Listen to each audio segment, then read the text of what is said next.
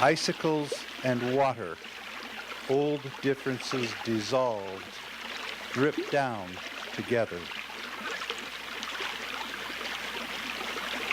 Clear-colored stones are vibrating in the brook bed, or the water is.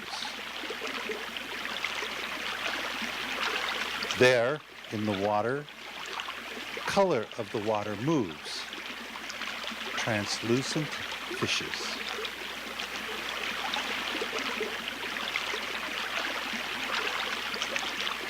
In these dark waters, drawn up from my frozen well, glittering of spring.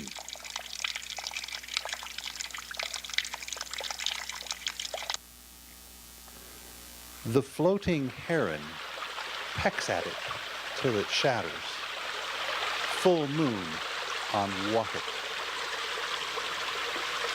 Little silver fish pointing upstream, moving down in clear, quick water.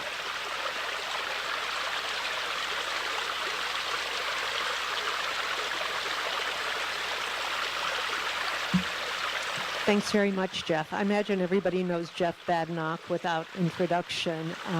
And we're going to have, before each lecture in this series, one of these brief readings. I think, John Hunt, are you going to be sort of alternating with Jeff?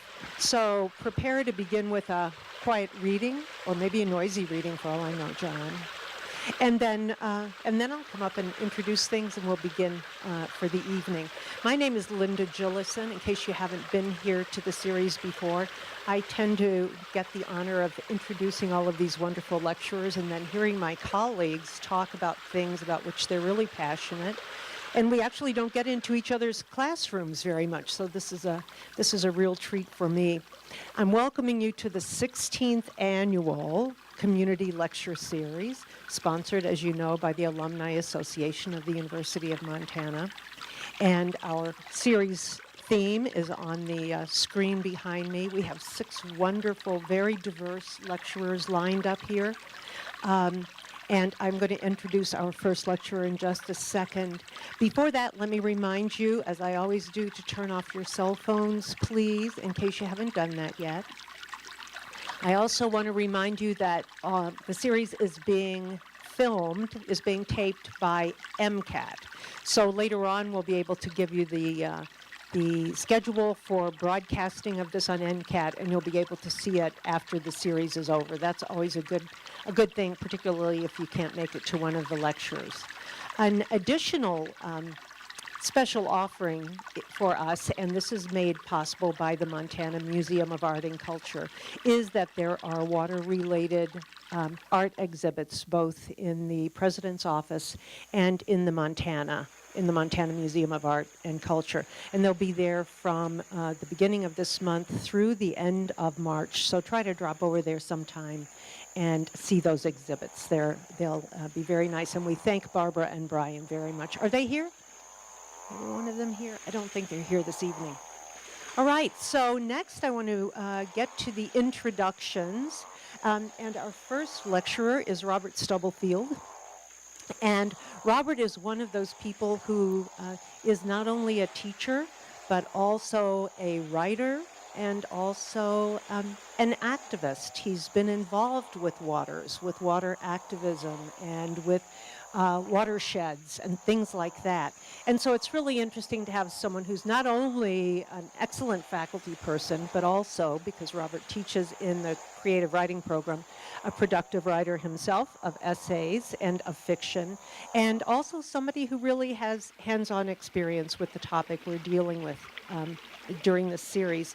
I've asked each one of the lecturers, just so I would have something to say about them, which isn't written in your program, because you can all read that. I think Robert and I first met when he was a graduate student here, right? Is that it, Robert? So that was some time ago, and he's really turned out nicely, don't you think? You'll agree with me. You'll agree. I asked each of the lecturers this time to let me know how he or she became interested in waters. Because our original contact for this series was Bill Wussner, and he put us in touch with wonderful people who do all kinds of watery things. And I just want to read you the statement that Robert sent to me because Robert's a writer and I'm not. So here we go. I grew up along the North Fork John Day River, which contains some of the last remaining wild runs of steelhead and Chinook salmon in the Columbia Basin. I swam, fished, waded, or skated on the rivers more days than not. My father instilled a love of rivers, and our river in particular, and I feel honor-bound to do what I can to preserve and enhance our waters. I was privileged to be able to work in my home watershed, and I want to do what I can as a writer, teacher, and citizen to continue raising awareness of the importance of healthy watersheds. So I want to introduce to you with great pleasure Robert Stubblefield. Robert.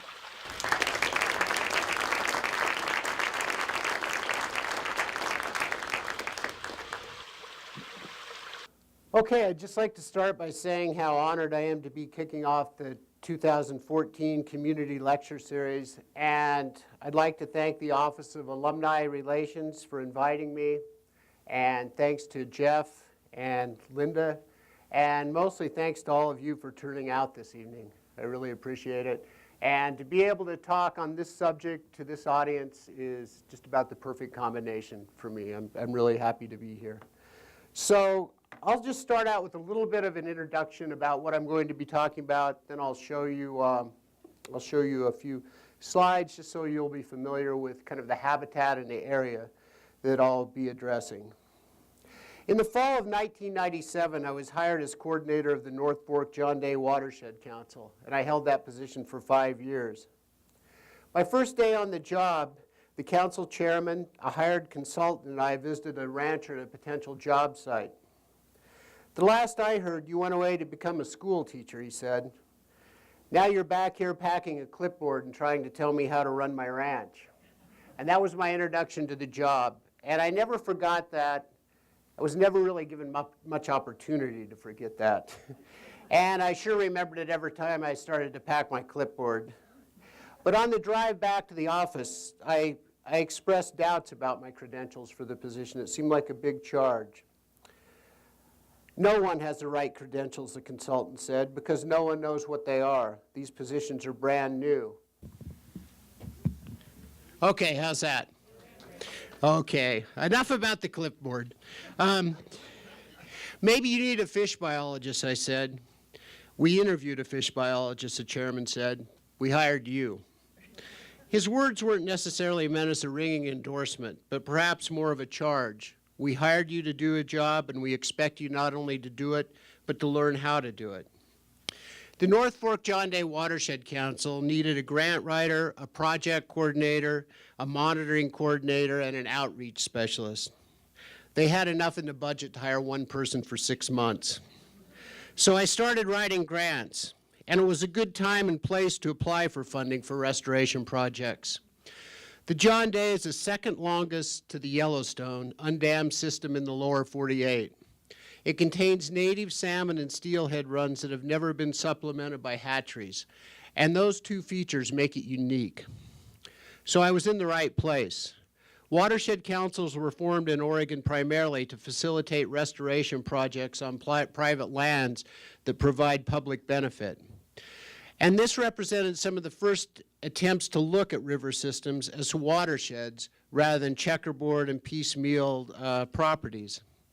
I was fortunate to have technical, financial, and in-kind assistance from the Confederated Tribes of the Warm Springs, the Confederated Tribes of the Umatelas, and state agencies such as Oregon Department of Fish and Wildlife and federal agencies like the Bureau of Land Management and Natural Resources Conservation Service. We also worked with a lot of conservation organizations such as Oregon Trout. Those tribal agency and organizational representatives are some of the finest and most dedicated individuals I've ever worked with. So that's how an English major with an MFA in creative writing came to be talking to you about rivers tonight.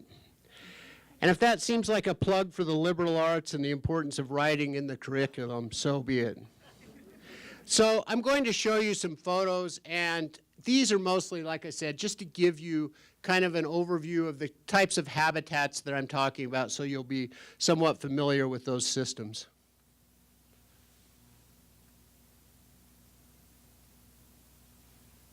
Okay, this is just willow planting on a restoration project where we've excluded grazing, trying to get it back to functioning condition.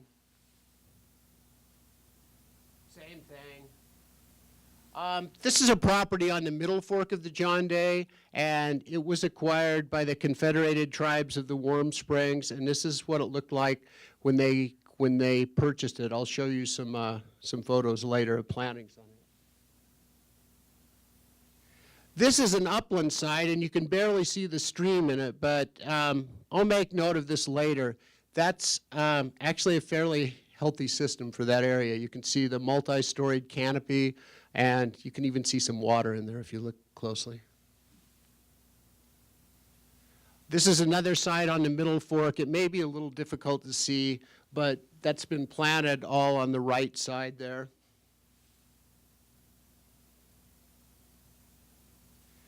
This is a more intense restoration project where meanders were restored to a small stream. The stream actually holds Chinook and steelhead.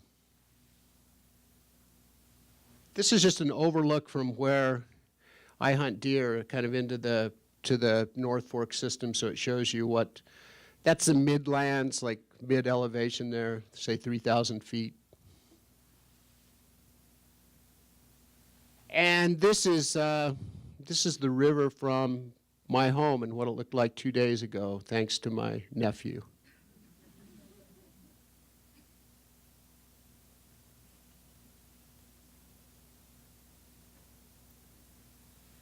Okay, this is the photo that I'll talk about just a little bit more. And I learned another lesson on this parcel. This is actually this is some of the most pristine habitat in the South Fork of the John Day. It was never cleared. It has beaver ponds. It's a really healthy system at that spot. But it's what's interesting about this is what is to the right and just outside the photo, which would be down there. And it's what that is an old D4 Caterpillar. And the ranch owner said that the dozer is parked exactly where it broke down while he was clearing all the brush off the stream. And he always wanted to get it running again to finish, but he never could afford it. And then the ideas about riparian management changed in the time the bulldozer was broken down. And he laughed about this, and that was another lesson I learned and try to remember, that if we spend more time laughing with those holding different opinions and less time laughing at them, more progress is possible. If we investigate and identify why and how we might envision an ideal river and what informs our ideal, then we can better understand another's vision. To not do so is a failure of imagination, which leads to an inability to empathize, which leads to failures both chronic and catastrophic. Storytelling has a place in our lives and impacts management practices, public and private. But it's worth considering whether we're attempting to impose a story on a place with its own stories. Whether our view is shaped or slanted by the romantic tradition or even a romantic tradition is worth examining, if only to avoid the trap of the definite article. It's worth considering why we say a lie and the truth.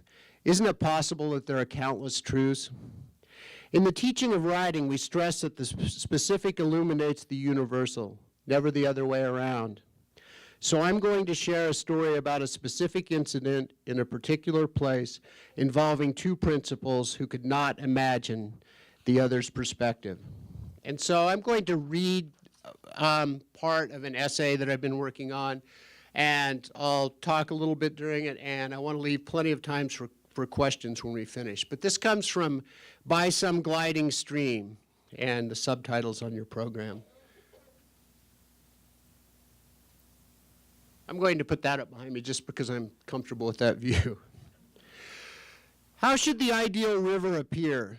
This differs for each individual, but individually and collectively, we harbor a vision of our ideal stream, a vision influenced and shaped by experience and values formed over the course of our lives. Fishers recall spots where they have had success, and each vision varies with the species sought, perhaps with the company kept, with the overall experience. A productive freestone trout fishery is going to appear much different than a broad, flat river holding sizable northern pike. Swimmers perhaps include a sand or pebble beach, a gently sloping shelf into deeper water. These visions are shaped by recreational pursuits, but what of economic interests? To a watermelon farmer in the Columbia Basin, the still backwaters of McNary or John Day Dam offer an apparently inexhaustible supply of irrigation water, necessary in a place naturally inhospitable to thirsty crops. To the water skiers and walleye fishers, this pool offers aquatic recreation unavailable without the artificial, engineered lakes formed by plugging the Columbia River with concrete. To Native American fishers, this same pool drowned Celilo Falls, where a complex economy thrived for thousands of years, an economy dependent upon the unique convergence of the hydraulic features of the falls and sustainable, bountiful runs of anadromous Pacific steelhead and Chinook salmon. Within a period of 100 years, beginning with European settlement, the falls disappeared as the water backed up, and one of the world's most productive fisheries was reduced to remnant status. What desires and ambitions and abilities led to the drowning of Celilo Falls and the decimation of anadromous fisheries? The obvious factors of greed mixed with technological advance come into play and offer partial, if in my view, simplistic answers. For an increasing portion of inhabitants of the Pacific Northwest, the Columbia has appeared always as it does now, a series of stagnant drops descending gradually and ultimately to the Pacific Ocean. The series of main stem dams opened the river to navigation and barging, opened tens of thousands of acres to cultivation of potatoes, watermelons, and lately, hybrid poplars for pulp production. Cheap, reliable, and renewable electricity spawned the aluminum smelting industry. Only in British Columbia, and ironically enough, the protected stretches of the river within the Hanford Reach, do we see the Columbia in anything resembling its natural state. The Columbia, great river of the West, is alternately and simultaneously a reservoir, a highway, a playground, and a tomb. On the macro scale of the Columbia, the consequences are readily visible, but what about on the micro scale of our literal and figurative backyards? If we take into account only the Columbia River watershed, what are the driving forces and emotions behind what has altered and continues to alter our riverscapes? What informs this aesthetic? When I worked in watershed restoration, I constantly encountered individual landowners with very specific, from all appearances, well-intentioned plans for restoring, rehabilitating, or in their words, enhancing whatever stretch of moving water graced their property. The term and concept of restoration was to be introduced gradually and cautiously, because to restore a stretch of stream was to imply that it had been somehow degraded, and most often through the actions and management policies of the property holders or their immediate ancestors or predecessors. Their hesitancy was not without cause, as streamside enhancement had been practiced in various and oftentimes contradictory forms dating at least back to immediate post-World War II. And while some of these landowners struggled with articulating their vision of how the creek should appear upon completion of their plans, others had consulted environmental engineers or prematurely, contractors and heavy equipment operators. None doubted for a minute that their vision offered benefits for the aquatic, wildlife, and human communities. And granted, many of the options for streamside restoration fit into the framework of myriad biological opinions, multi-agency cooperative management plans, and accepted best management practices. Beyond and behind and below these ideas lies the foundation of an aesthetic rarely shared, articulated, or perhaps understood, yet suspiciously consistent, an aesthetic perhaps molded around idealized notions of the British chalk streams of Isaac Walton and William Wordsworth. Why would these pictures of the English countryside continue to provide the legacy backdrop for stream management practices oceans and centuries removed from their origins? Do romantic ideals wind through the dreams of ranchers and suburban dwellers across the West?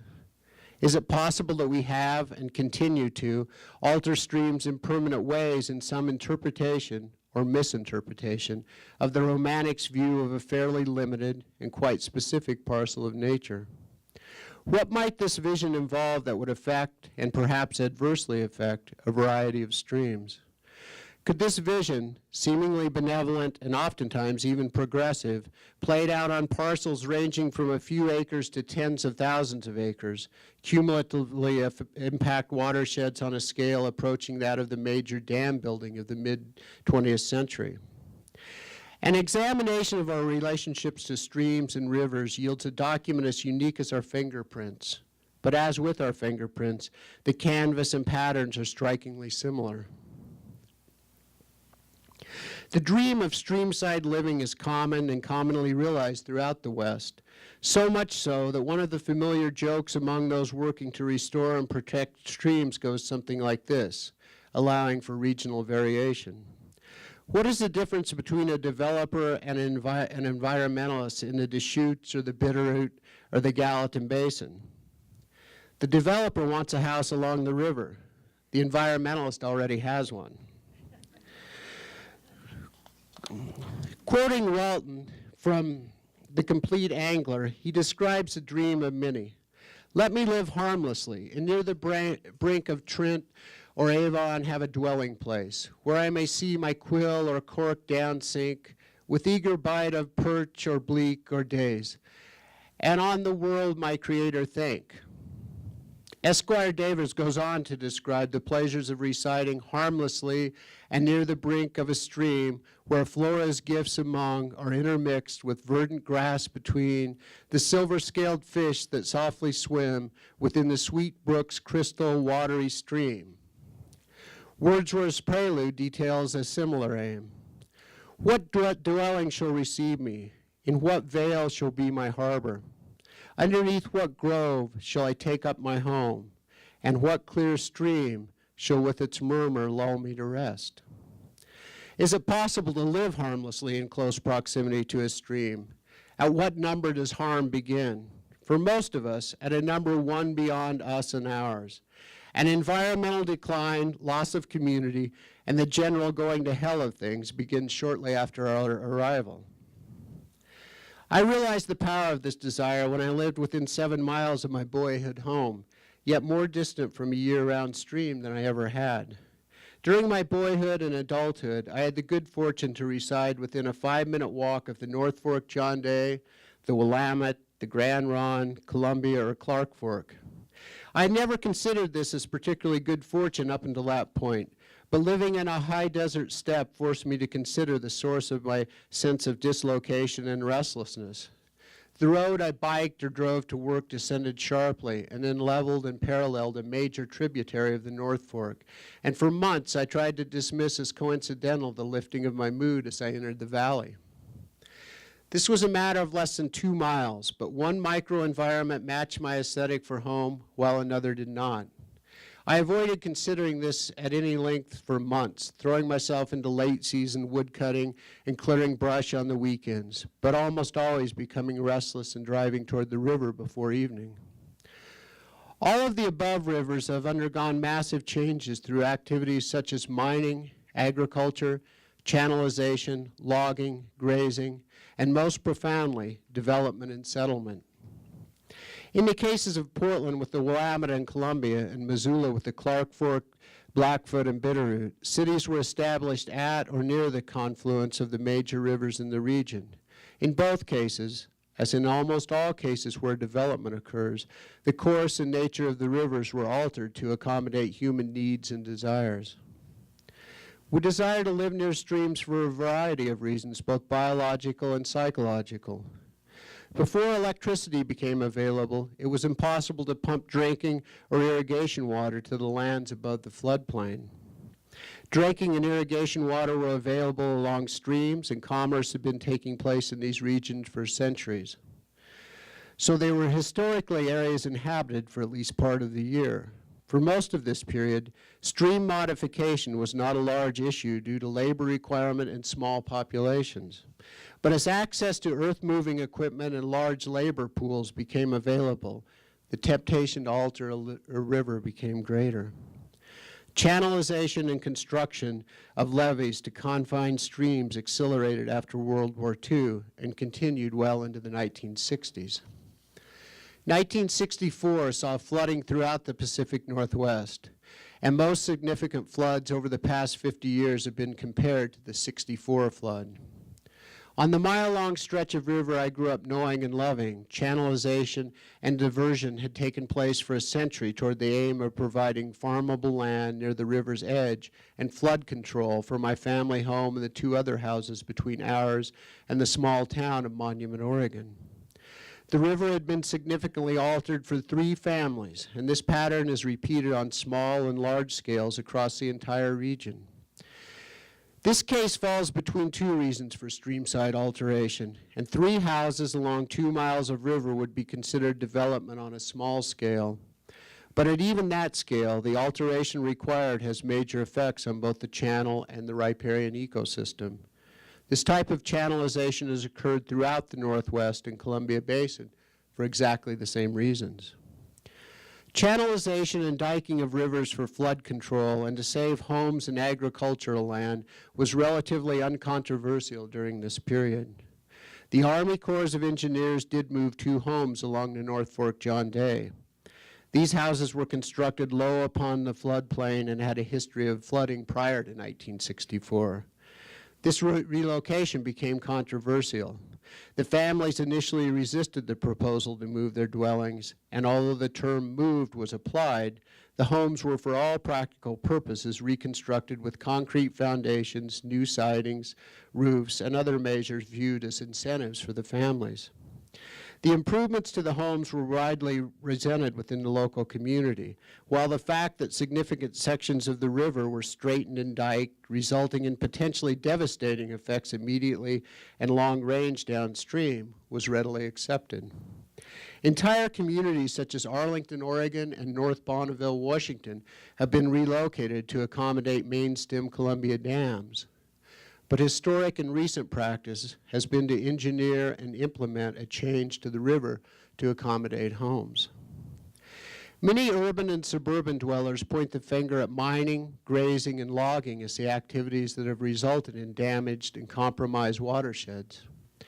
Of these 3 industry-related activities, only mining approaches the long-term consequences of development.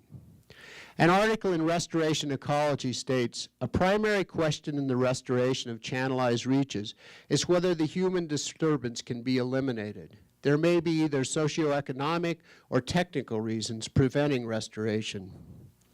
They go on to compare the consequences of channelization with more readily identified activities. On land used for grazing, timber, and agriculture, removal of the stressor activity may allow recovery of the riparian system. Eliminating the disturbance through a management policy may be all that is required. Urban uses of riparian areas generally preclude their recovery because the uses, houses, highways, etc., may not be easily removed. Many fly fishers, kayakers, rafters, and recreationists of all sorts are eager to lambast corporations and individuals engaged in profit-making activities such as logging and grazing. Meanwhile, willfully ignoring the consequences of pleasure-seeking on our rivers. It is convenient to assume malice on the part of loggers, miners, and ranchers. Easy to point the finger toward them as they exploit fragile resources for profit. But the impacts in the pursuit of pleasure upon the fisheries and the watersheds that sustain them are significant. We demand access to our rivers. This access is assured simply by living in close proximity and by the construction and usage of roads allowing convenient vehicular access. The impacts upon watersheds by mining and logging are readily apparent to the eye and remain for centuries. We consider such watersheds degraded, irreparably harmed, and in need of restoration, or perhaps even Superfund designation. When a parcel of land is logged prior to sale, its value has been diminished by almost all economic and environmental standards. Profit has been taken. And here in the Northwest, the minimum time for regrowth may be a century. Conversely, if a wetland meadow has been drained, the adjacent stream diked and channelized and subdivided into deer meadows or redwing estates, the property is much more valuable by almost any measure of our economy.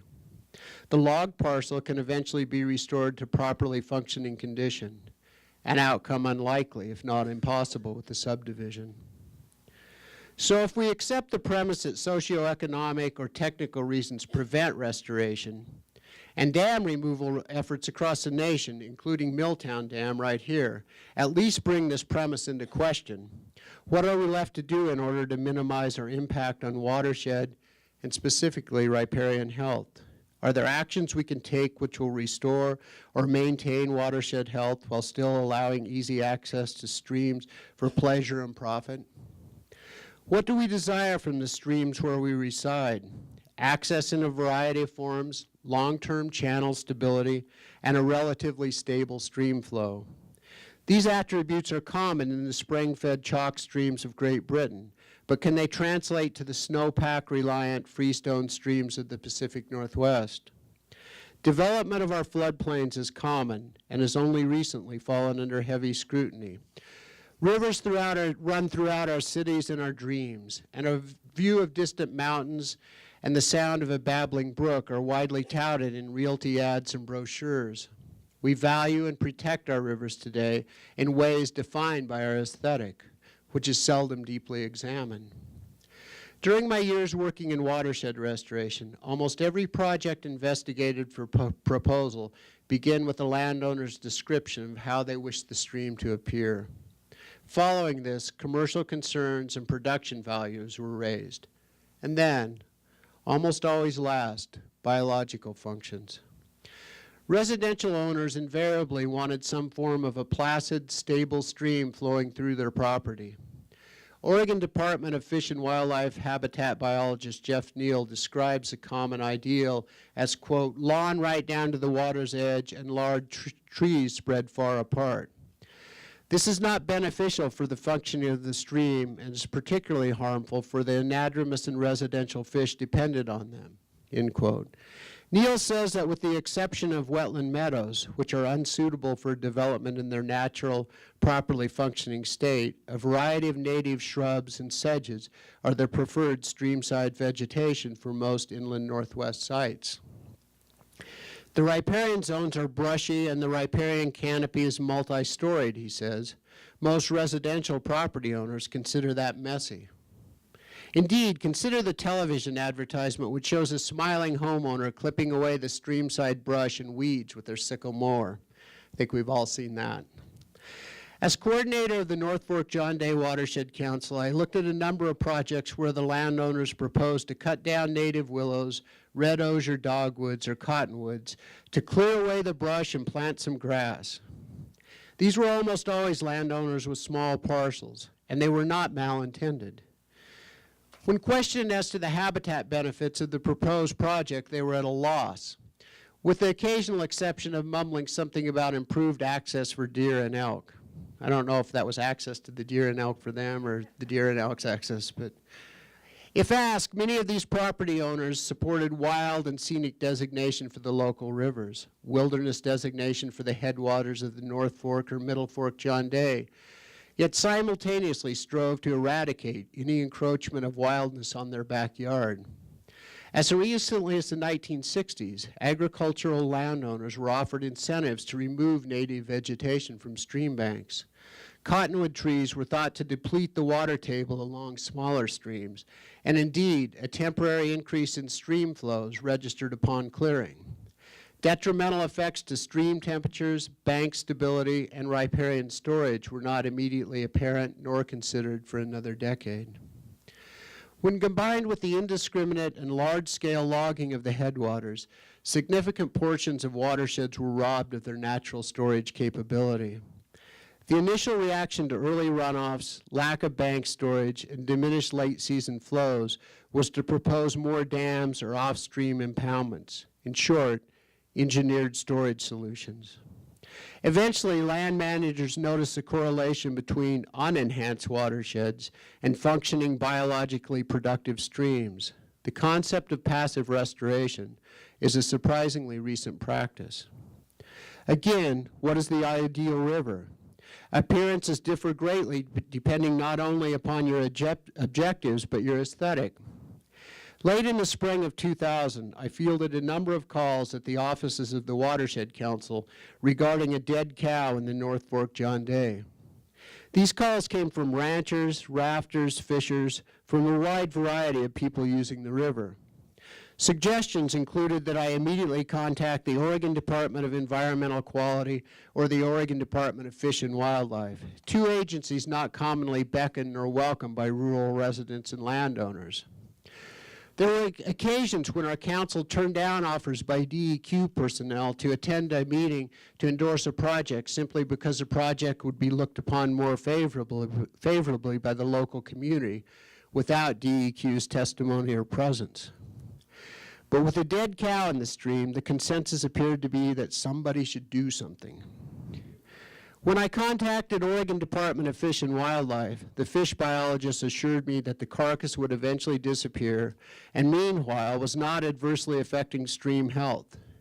Interestingly enough, the neighboring ranchers were not concerned with the cattle grazing on the young willows and riparian vegetation on their parcels and would have considered any management guidance on the part of the above agencies as gross interference with private property rights. Simply put, hundreds of live cattle, no problem. One carcass bearing the brand of a cantankerous neighbor, big problem. This wasn't the first time the presence of live and dead cattle along the stream side had sparked controversy in Grant County. In October 1996, Dr. Patrick Shipsey, described as a tall, thin doctor who loves rural living, shot 13 head of a neighboring rancher's cows. Shipsey admitted shooting the cattle and said he was fed up with them grazing along stream banks he had fenced off to speed riparian restoration. A controversial measure was on the November ballot to restrict grazing on hundreds of Oregon streams considered water quality impaired by Oregon Department of Environmental Quality. The following paragraph is from a November 1996 article in High Country News by Tony Davis. Quote, after leading by 20 points in mid-September polls, the Clean Streams measure crashed at the ballot box by a 64-36% margin. The shooting was hardly the only reason. Governor John Kitzhaber, a popular liberal Democrat who often wears cowboy boots at public functions, opposed the measure. Said, there's another governor that's like that. So did virtually every other Oregon politician and most major newspapers. Opponents also outspent environmentalist backers by more than 5-1. End quote. Shipsey was vilified by local ranchers and loggers and became the visible face of environmental extremism in Grant County, and was alternately held up as a passionate advocate for environmental action by opposing groups. Although backers of the Clean Streams Initiative quickly attempted to distance themselves from Dr. Shipsey, the damage to their case was done. Shipsey accomplished the admirable feat of briefly allying ranchers, loggers, miners, and animal rights advocates. The owner of the cattle, rancher Robert Sproul, was frequently quoted describing the cattle as innocent and expressed grief and bewilderment as to why Patrick Shipsey would take violent action against them. Left unasked or unanswered was what would have been the ultimate fate of the 13 cows. One local pundit described Shipsey's actions as Calvorkian. Shipsey shooting the cattle made the clash newsworthy and brought it to regional and national attention. But Dr. Shipsey and Robert Sproul had been at odds over management of their properties for several years. Shipsey demanded that Sproul remove his livestock from the stream, and Sproul initially complied, sending one of his hired hands to haze the cattle from Shipsey's property. But the situation was more complicated. Again, Davis in High Country News. The conflict that led to the shooting stemmed from Grant County's century-old open range law. Under the law, a property owner must build fences if he wants to keep out another landowner's cattle. Shipsy had built 5 miles of fencing not long after he bought his land in 1991, but elk from a herd on either side would regularly knock over the fences. That allowed neighbor Bobby Sproul's cows to break through and start chewing at grasses and trees along Shipsy's Creek. End quote. Were aesthetics at the root of this quarrel and gunplay? To ranchers in Grant County, cattle grazing along the streams and denuded stream banks were what they considered the natural condition, and Patrick Shipsy represented a quarrelsome and troublesome newcomer. To the environmental community, Shipsy's actions, while acknowledged as extreme, were not unprovoked. One interesting element of the case remained underreported: the fact that Patrick Shipsy's home was constructed directly adjacent to the stream, with a portion of the deck actually overhanging the creek. Sproul's cattle were removed from the creek. Shipsy's house, although under new ownership, remains. Patrick Shipsy and Robert Sproul would have been difficult neighbors under any circumstances. The environmentalist doctor and the old school rancher represented extremes of the old, which is actually a relatively recent West, and the new West. Dr. Shipsy dreamed of a home by some gliding stream, a budding wilderness. Livestock grazing and trampling the stream banks were not part of his picture. Robert Sproul desired nothing more than to continue grazing public and private lands on terms dictated by him and Grant County's open range law. A trophy home and riparian fencing didn't factor into his view. The conflicting visions were equally unsustainable. During this period, Grant County's unemployment rate hovered around 20%.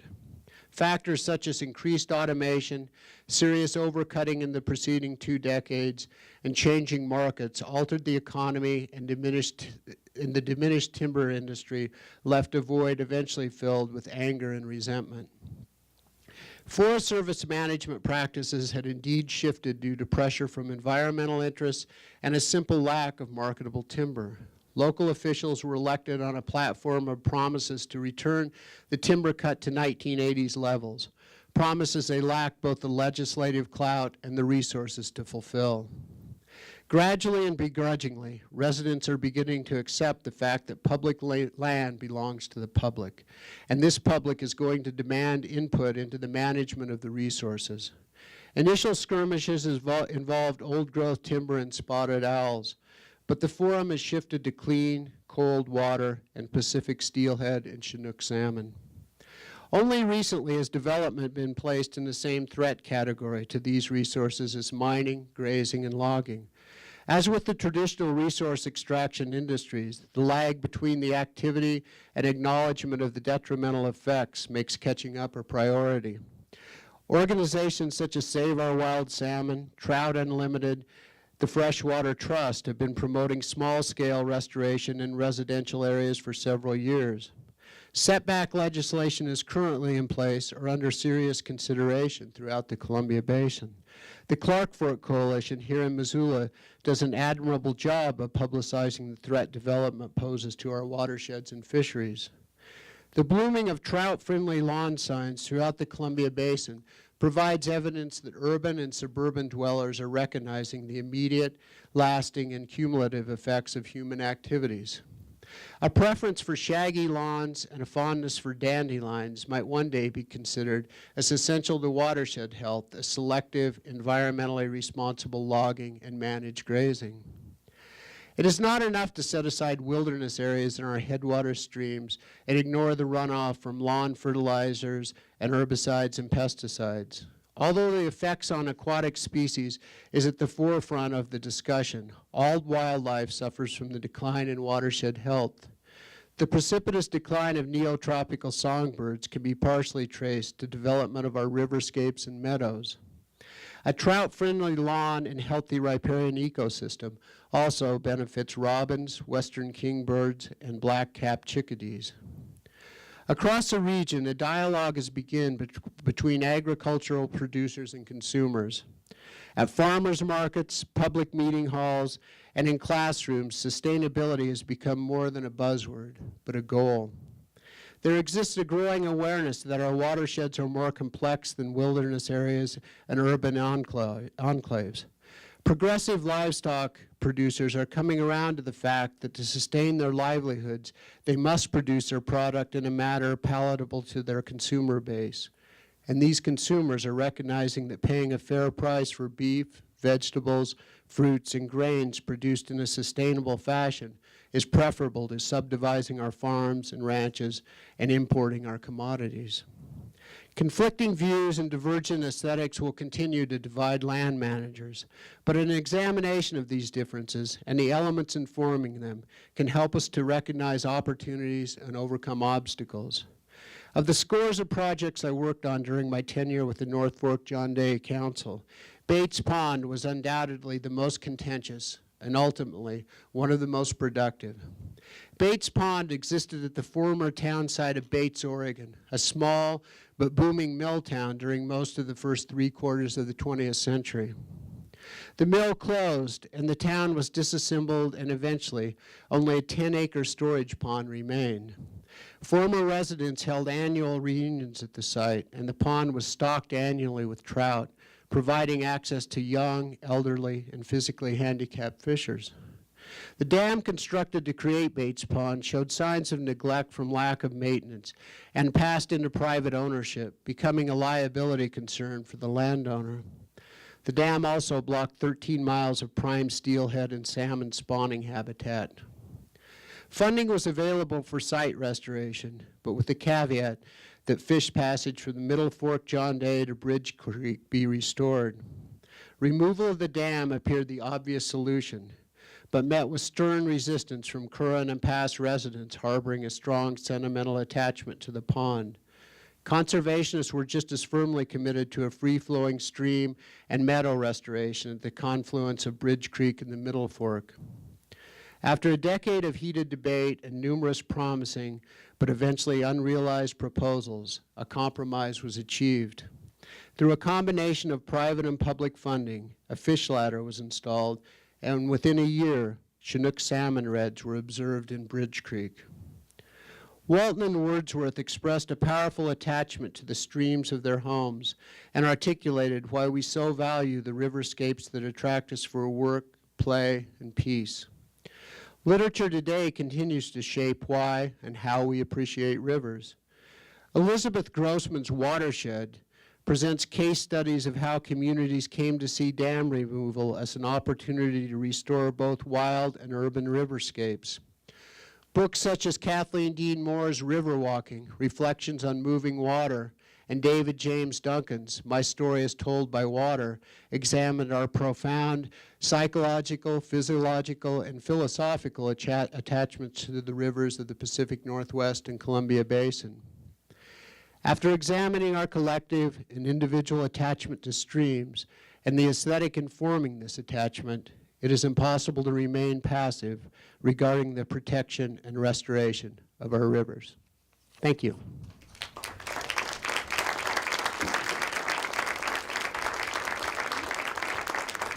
And I'll be happy to take any questions, or we can have a discussion about some of these issues.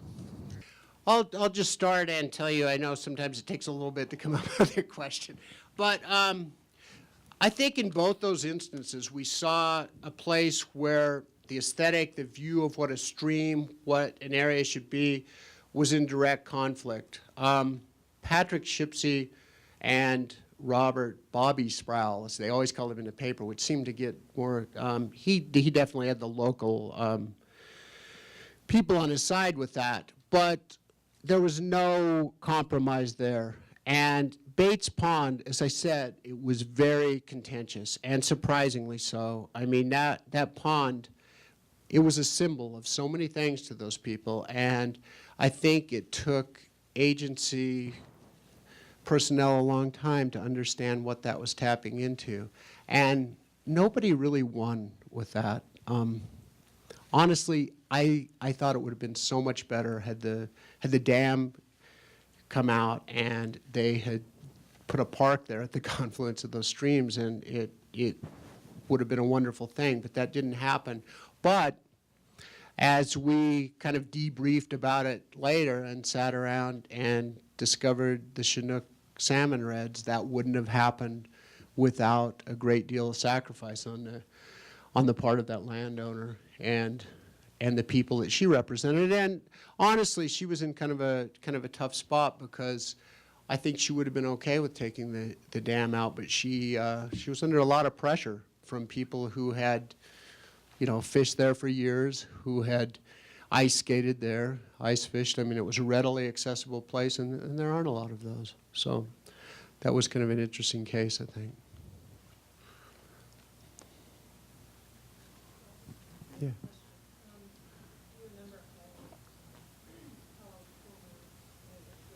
Yeah. You wrote a book which I like very much called Community and the Politics of Place. Yeah, I was actually at a conference with him years ago when that first came out, and I heard him speak. It's a wonderful book. He says we've gotten to the place in democracy now where we can all where anybody can keep anybody else from doing anything. And I just thought it was a wonderful comment. And it's very hard to deal with so many constituencies or... Oh, okay. I was just saying that Dan Kemmis, in his book Community and the Politics of Place, said we've gotten to the place in democracy now where anybody can keep anybody from doing anything through various ways, public hearings and regulation and so on and so forth, and how complex it really is, as he talked about situations in our own area here around Missoula and Alberton and so on, to make anything work for anybody and not end up in a situation where nobody really wins. Yeah, and I think that situation had been held up for 20 years, and they waited till the Watershed Council was formed to bring it back, and so it was. I didn't think we would ever. I don't know if it's solved. I didn't think we would. I definitely had my view of what should have happened, and it didn't. But there's salmon there when there weren't, and a lot of the people. Well, I hate to use the verb fought, but that I fought over these issues for a long time.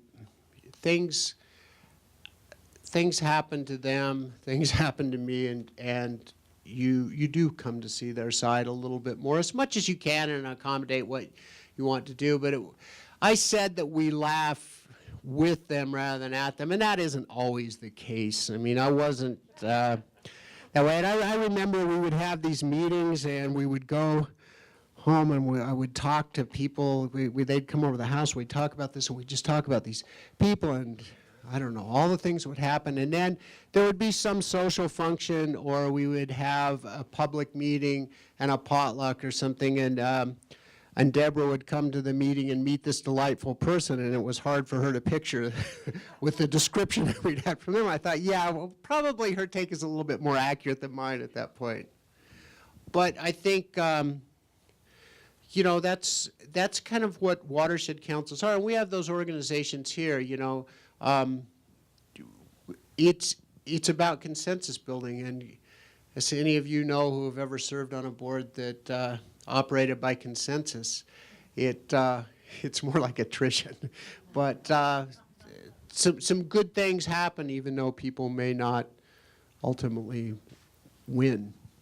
I don't know we always talk about win-win situation. All the acronyms that I had to learn with that, win-win, what's in your toolbox, all of those things.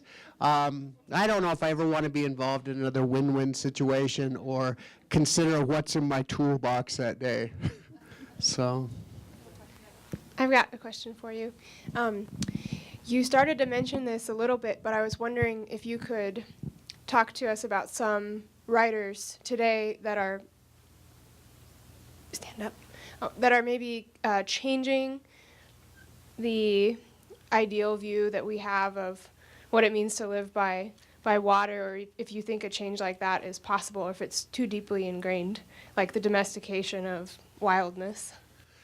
No, I think it's entirely possible, and I think that writers and artists are some of the only agents of change that will be effective with that, because that is how we form our aesthetic. And I mentioned a few people I mean, we're so blessed in this community to have writers who write eloquently about rivers, watersheds, ecological health. You think about Thomas McGuane. You think about the anthology that Onyx Smith put together with the Clark Fork Coalition. What's the title of that? It's escaping me right now. But we have a number of writers who are, who are activists and eloquent spokespersons for that. And I think that is a way that it will change if we start looking at rivers other than, what they can produce. Well, I guess ultimately what they can produce for us, but if we take a more nuanced view of that, and as Jeff was reading, we had paintings up here by Russell Chatham. We have here with the environmental studies program and the creative writing program, there's a wonderful synergy of people addressing those issues, and you can go into the University of Montana bookstore, any bookstore here in town, and you could pick up 10 books by local writers that, Hugo, get the collected poems of Richard Hugo, and you'll see a lot about rivers in them. And I told Angela, I'll send her a bibliography, a works cited page of what I used to kind of draw on this, and maybe some other reading recommendations. But yeah, pursue those writers, reward them. Buy their books. You mentioned a comic comparison earlier in your talk about the difference between a developer and an environmentalist, and the developer wants a home on a stream, and the environmentalist has one.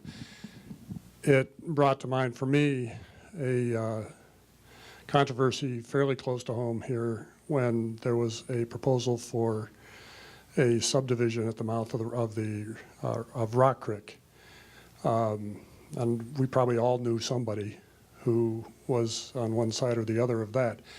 But I'm just wondering if I could ask you to tread on sensitive local ground here, what you thought of the issues that were involved in that particular instance.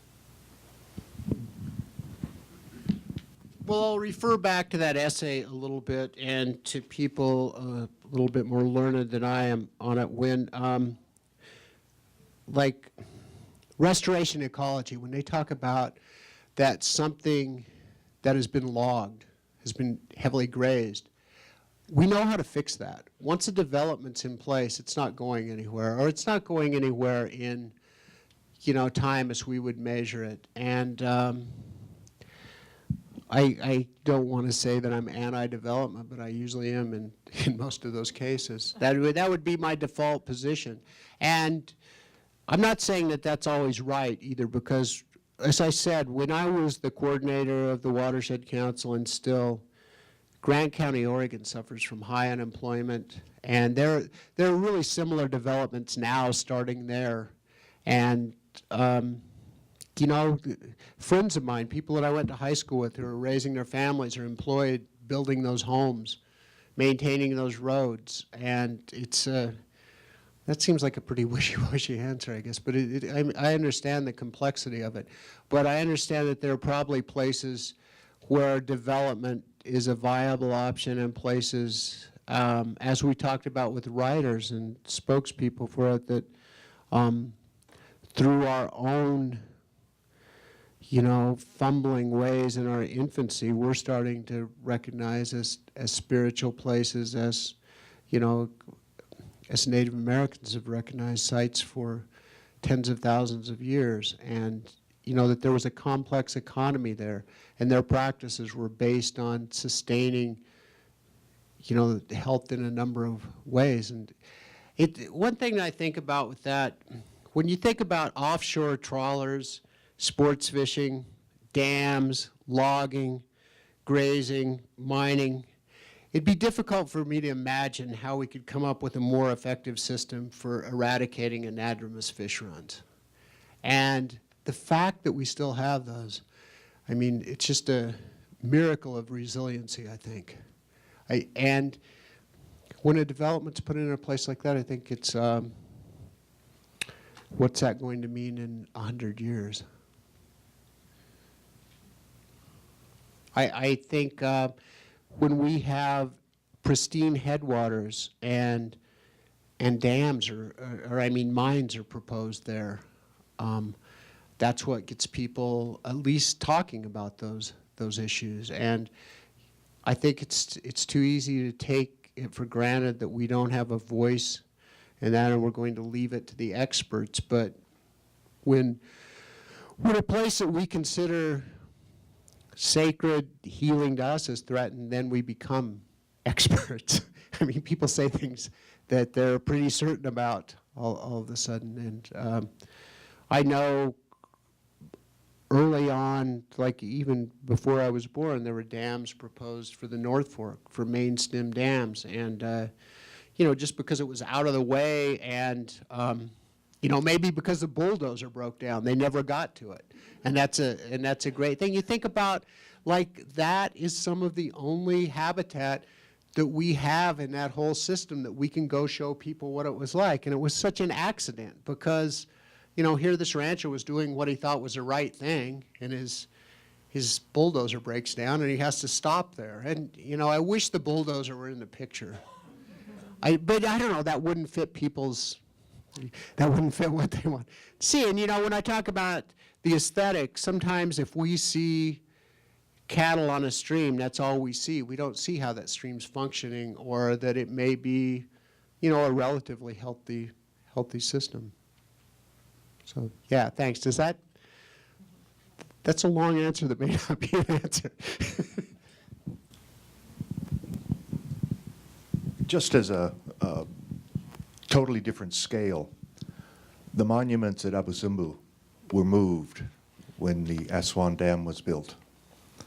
They reach back into antiquity. We all are in part connected to those. You've mentioned a religious aesthetic, you've talked about emotional aesthetics, you've talked about practical applications. Would you have moved the monuments or lowered the water level of the dam? I would lower the water level of the dam, I guess, if I had. When we talk about dams, and we talk about dams a lot, and it's ongoing, and, you know, think about the lower Snake dams, think about the main stem Columbia dams, and those homes, those sites, you know, countless sites were flooded. Like Celilo Falls is, I mean, I don't know how that could, it's like on the scale of, or maybe even more so than Glen Canyon. How could that happen? You know, how could we do that? How could we build Grand Coulee Dam without any fish passage? You know, that was one of the first, it wasn't even considered then, it wasn't installed. But one of the best statements I've ever heard on dams, their existence and their removal, was at a conference in Eugene, Oregon in 2000. And Bill Kittredge came to speak there, and somebody asked him the question about the lower Snake dams. You know, should those dams come out?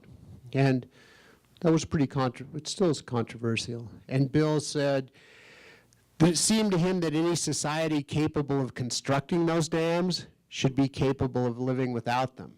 And I don't know if that's the right answer, but it's a pretty accurate challenge, I think.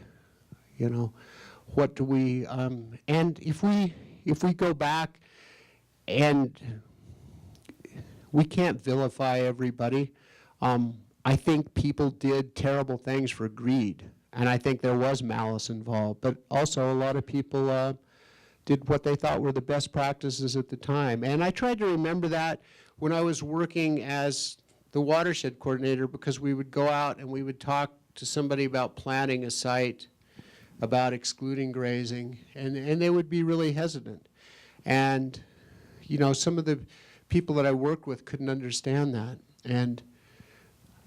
But there had been somebody 40 years earlier packing a clipboard out there telling them that's what they needed to do.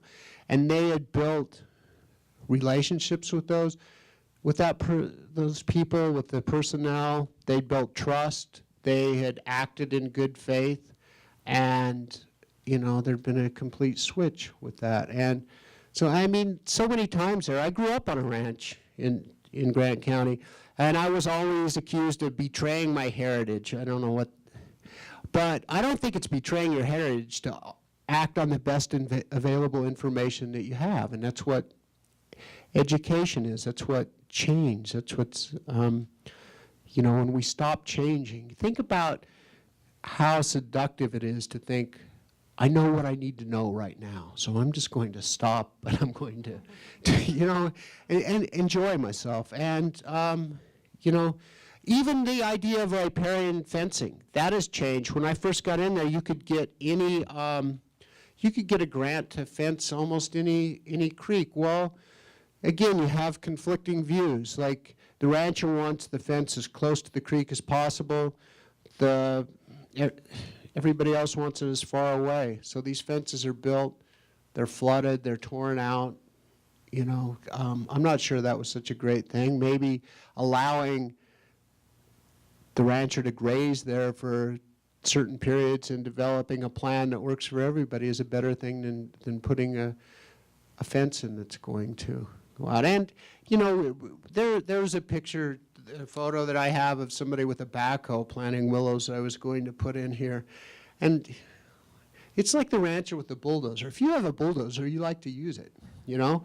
If you have a backhoe, every problem can be fixed with a backhoe. It's like if you have a hammer, you know, everything looks like a nail.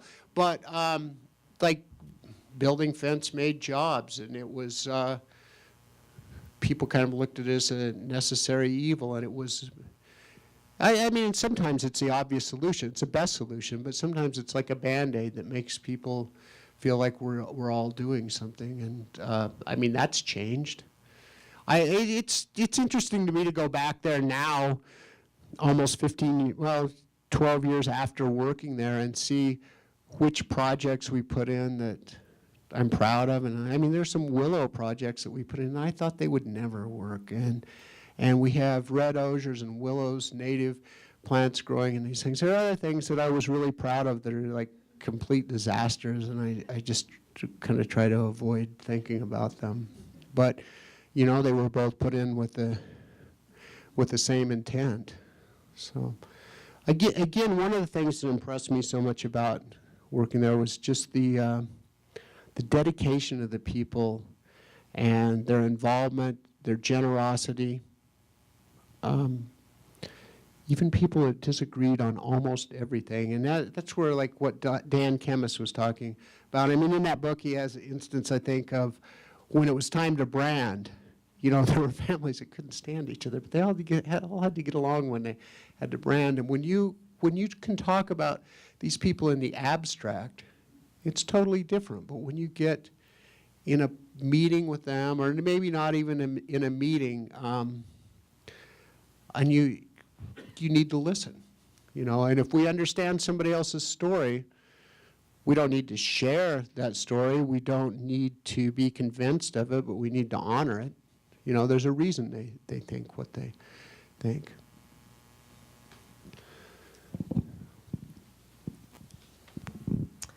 After you go back and look at the projects you worked on, were there criteria for success listed before the project that you could check off and say, yes, this worked, or no, this didn't, or some of it worked and some of it didn't?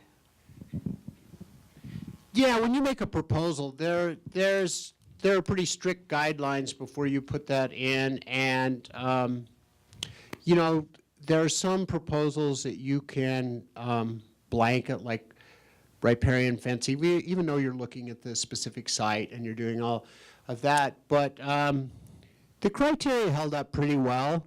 It's just some of it's luck too. Like if you do a riparian planting, there's another photo I had that I didn't run here where they have sprinklers irrigating the riparian planting because it was during a drought period. So if you put in an extensive planting and you get a huge flood the next year before it's established, or an ice jam, you know, that really affects the success.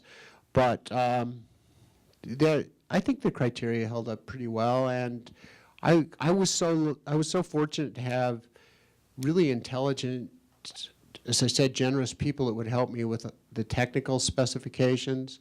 And I learned so much doing that job. It was like one of the most rewarding things that I've done. I mean, probably that and teaching. I mean, how could you, I couldn't imagine two more rewarding jobs. And I feel fortunate to have had both of those. And there was a lot of attention paid to every project, a lot of scrutiny, a lot of skepticism.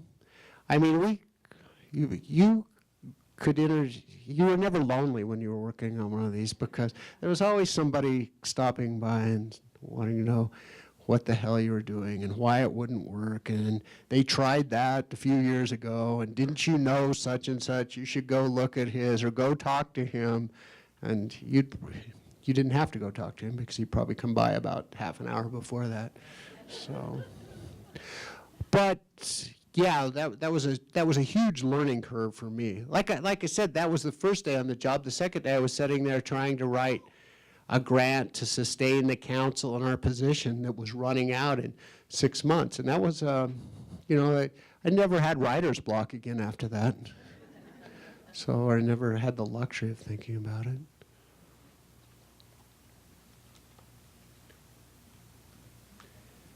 I just think we're so lucky here in Missoula to have the energy, the involvement that we have. We have a lot of great conservation organizations. We have the university.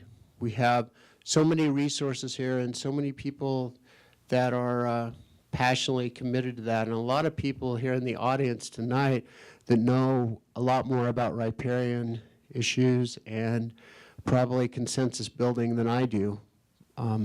But it gave me something to write about, and I hope to continue writing about that. And with your question, it's really interesting to go back and see what you were right about and what you were wrong about. And it's also really tempting to ignore the things you were wrong about or to try to blame somebody else. But some of the things that I was most passionately convinced about, I was also completely wrong about, as I am in my life in a lot of other areas. But how do we go forward? It's like Linda said, anybody can stop anyone from doing anything, and if we put our if we put our energy there, that can happen.